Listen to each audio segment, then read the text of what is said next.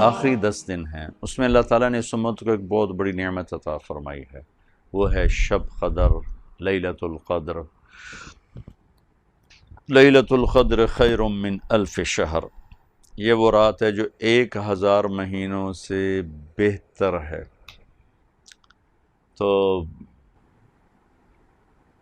برابر نہیں، 1000 مہینوں کے برابر نہیں، 1000 مہینوں سے بہتر ہے۔ آپ نے ایک دفعہ ذکر کیا کہ بنو اسرائیل میں 4 انبیاء یا مجاہدین 80 سال اللہ کے راستے میں جہاد کرتے رہے، تو صحابہ غمگین ہو کر کہنے لگے یا رسول اللہ ہماری تو عمریں بھی 80 سال نہیں ہوتی۔ تو اللہ تعالیٰ نے فوراً یہ صورت اتاری۔ اس امت کو اللہ نے عمر تھوڑی دی ہے اور اعمال بڑے قیمتی دیے۔ پہلی امتوں کی عمریں لمبی تھیں اور عمل اتنے بڑے قیمتی نہیں تھے۔ پہلی امتوں کے لیے ہے من جاء بالحسنۃ فلہ عشر امثالھا، ایک نیکی کرو گے 10 ملیں گی۔ یہ انٹرنیشنل لا ہے آدم علیہ السلام سے لے کر ہمارے نبی تک۔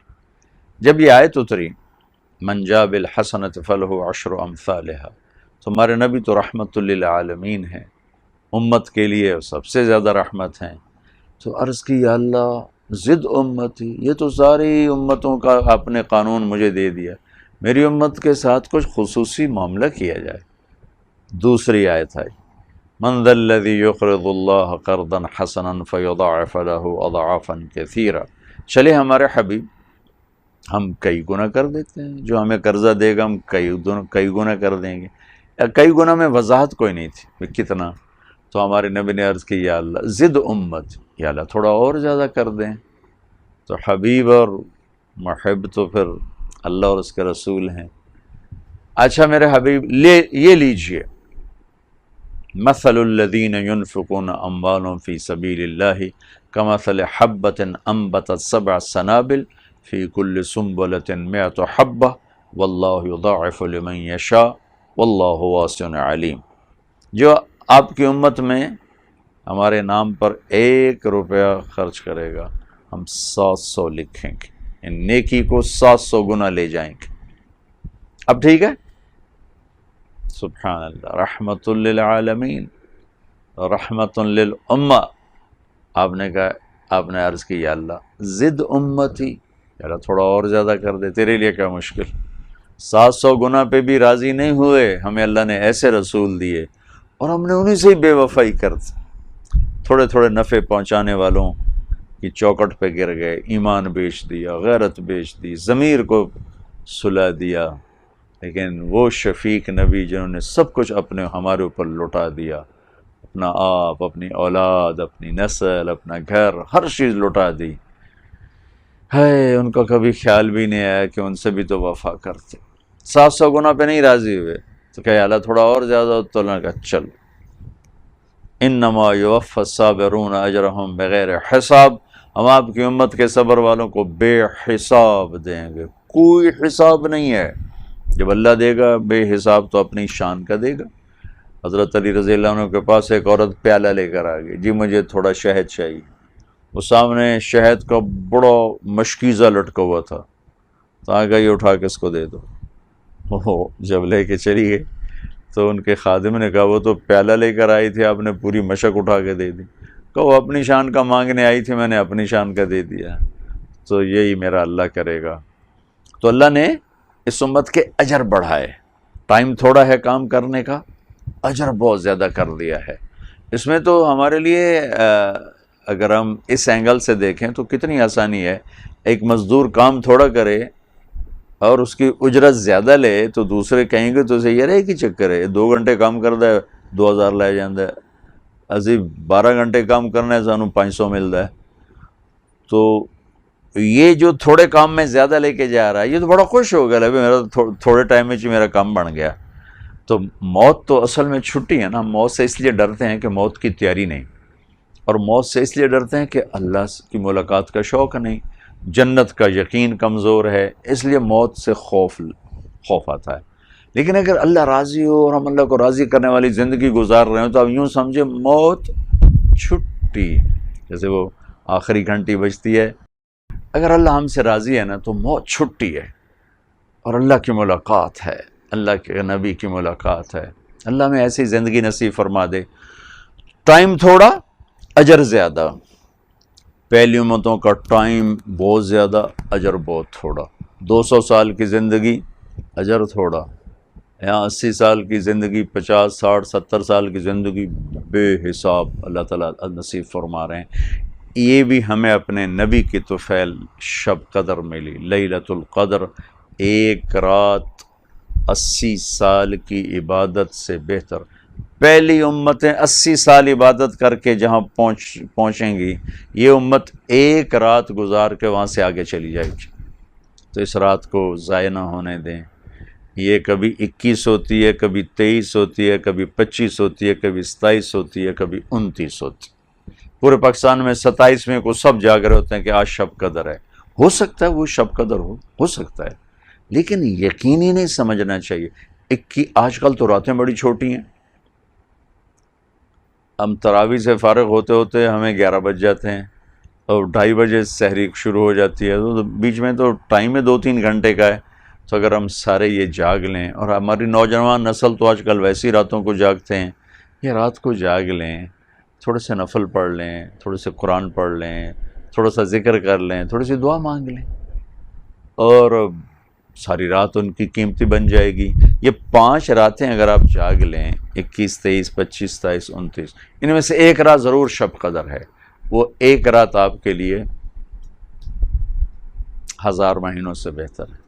میں جب 3 چلے لگا رہا تھا 1971 میں، تو رمضان آ گیا، ہم پیدل چل رہے تھے ادھر بارڈر کی طرف، قصور سے آگے، تو مجھے شوق ہوا کہ شب قدر مل جائے مجھے، شب قدر۔ میں نے پہلے رمضان سے مانگنا شروع کیا، یا اللہ میں پیدل سفر کر رہا ہوں، یہ 5 راتیں مجھ سے نہیں جاگا جائے گا، جس رات وہ آنی ہے نا مجھے تو اٹھا دینا، تیری بڑی مہربانی۔ تو ایک گاؤں تھا راجوال کے قریب، راجوال ایک اڈا آتا ہے قصور سے دیپال پور جاتے ہوئے، اس سے اندر کی طرف 8-10 میل ہم ایک گاؤں میں تھے۔ تو اس پورے علاقے میں ہمیں بڑی گالیاں پڑی، اوئے وابی آ گئے، اوئے نبی دے گستاخ آ گئے، اوئے انہوں کٹ دے، اوئے کافر نے، اوئے انہوں دی گل نہ سنو، ہر جگہ بڑے عجیب و غریب معاملے دیکھے۔ تو میں رات سویا ہوا تھا، دسمبر میں رمضان تھا، ٹھیک 12 بجے کسی نے میری رضائی اوپر سے کھینچی اور مجھے اٹھا کے بٹھا دی۔ میں یوں ہو کے بیٹھا، رضائی وہ ہو گئی، میں ایسے، میں کہ میں نے کیا اٹھایا؟ میں ادھر ادھر دیکھا، سارے سوئے پڑے۔ میں کہ یہ میرے ساتھ کیا ہوا ہے، مجھے کس نے اٹھا دیا؟ کوئی بھی نہیں۔ میں نے پھر رضائی اوپر لی اور لیٹ گیا۔ جو میں نے سرانے پہ سر رکھا، مجھے یاد آج تو 21 کی رات ہے، تو مجھے کرنٹ لگا۔ میں اٹھ کے کھڑا ہوا تو سامنے گھڑی پہ 12 بج رہے تھے۔ تو مجھے نہیں پتا کہ وہ شب قدر تھی یا میری وہ دعا کی قبولیت تھی، لیکن جو میں پچھلے دنوں مانگتا چلا آیا کہ یا اللہ مجھے بس شب قدر میں اٹھا دینا، 5 راتیں نہیں اٹھا جاتا، پیدل سفر ہے، روزہ ہے، اور آگے لوگ بھی ایسے بھائی مل رہے ہیں کہ مسجدوں سے دھکے دے کے نکال رہے ہیں۔ تو وہ میرے ساتھ یہ ہوا، واللہ عالم وہ تھی نہیں تھی، یہ میرا کوئی دعویٰ نہیں ہے، لیکن میں یہ ضرور واضح کرنا چاہتا ہوں، کبھی 21، کبھی 23، کبھی 25، کبھی 27، کبھی 29۔ بلکہ بعض علماء یہ کہتے ہیں کہ ان 10 راتوں میں کوئی ایک رات ہوتی ہے، بعض کا یہ بھی کہنا ہے۔ ہمارے نبی پاک صلی اللہ علیہ وسلم ہمیشہ یہ 10 دن اعتکاف میں بیٹھتے تھے، ساری زندگی اعتکاف۔ 1 سال اعتکاف نہیں بیٹھے کسی وجہ سے، تو شوال میں اس کی قضا دی، شوال میں 10 دن کے لیے بیٹھے۔ اور عام دنوں میں جب آپ تہجد میں اٹھتے تھے تو خاموشی سے اٹھتے تھے، لیکن جب رمضان آتا تھا اور آخری عشرہ، تو اپنے گھر والوں کو بھی اٹھاتے تھے، اپنے گھر والوں کو بھی ساتھ اٹھاتے تھے، اور بالکل اللہ کی طرف یکسو ہو جاتے تھے۔ تو اگر آپ 10 راتیں جاگ لیں، اعتکاف میں بیٹھ جائیں، آپ کے لیے بہت بڑی نعمت ہے۔ اعتکاف میں نہیں بیٹھ سکے، 10 راتیں نہیں جاگ سکے، یہ 5 راتیں جاگ لیں، اور اس میں نفل پڑھیں، قرآن پڑھیں، تلاوت کریں، تسبیح پڑھیں، دعا مانگیں۔